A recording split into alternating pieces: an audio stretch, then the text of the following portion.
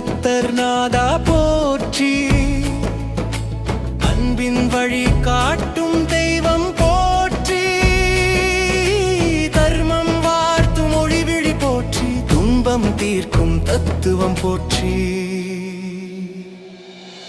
அமைதியின் வடிவே சுத்த ஞானம் போற்றி.